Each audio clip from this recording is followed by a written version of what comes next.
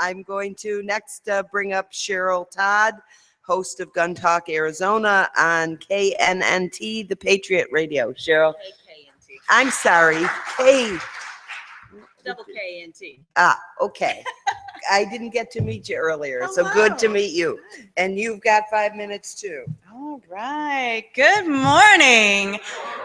I am Cheryl Todd of AZfirearms.com. We're a small mom and pop's gun shop just a little west of here in Avondale, Arizona. And as such, we are the backbone of this country and this industry.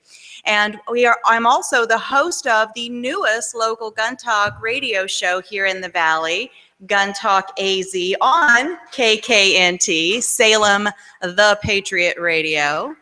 Thank you.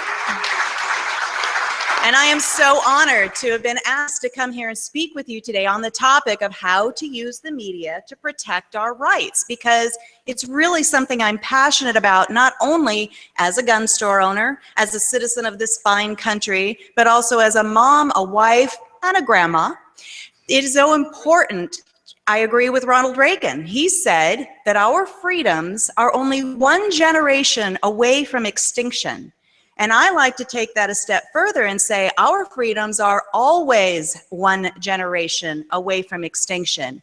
And it is our responsibility to pass that baton.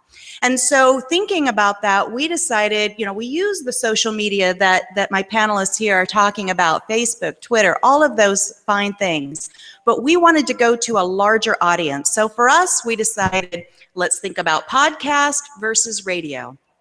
Podcast is wonderful. We've got the Polite Society here with us today. Thank you for the work you're doing. But for us, we felt like it might be reinventing the wheel in a lot of ways, because we don't have what Salem has, which is the infrastructure already in play. They've got the equipment, they've got the staff, they've got the signal, the audience. All I have to do is show up with my hour's worth of content and I'm good to go. And every show becomes a recording, which then is a podcast. So it's kind of the best of both worlds. It's very economical, affordable. If anybody's thinking about doing this in your cities, in your states, I would encourage you to look at the small stations, because there's a lot of value there. When you look at marketing dollars, it's a very smart way to get the message out that I think we all agree is so important. Plus, radio gives us built-in revenue building streams, sponsorships, on-air ads. We're building a referral website, and so that will help sustain the message financially sustain the message you're trying to get out. All right, so we know how we're doing it. Who are we speaking to? Well, I'll quote another famous guy, Bill Gates. He said, "The future of leadership is in influence." Well, how are we influencing? By talking on the radio.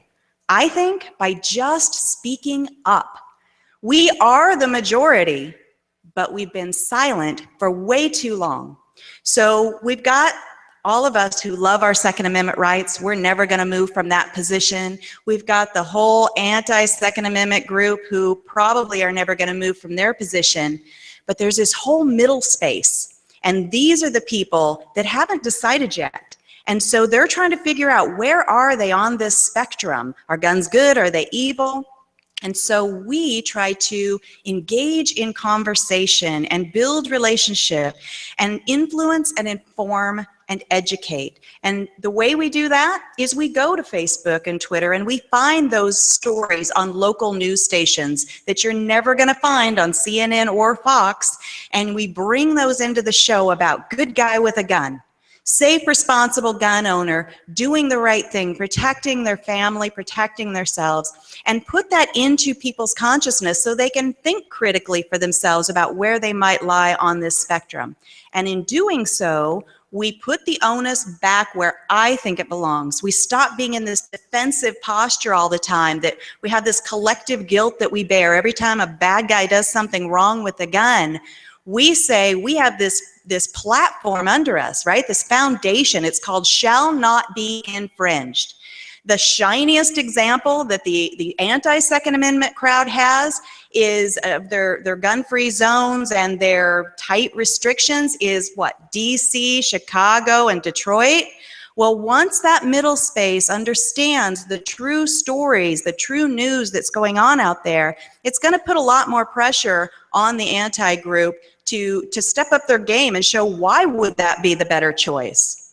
And finally, I'll just say that we try to do it with a lot, to resist the teeth gnashing and the eye rolling. It's hard some days, trust me, but we're trying to engage and build relationship. And speaking of which, being in a room full of all of you fine people and hearing all of your stories, that is going to feed me. And I can go back out on the airwaves, share your stories, drop that pond and start the ripple effect flowing. And I'm so excited to take all of your stories back to GunTalkAZ. Thank you so much for having me.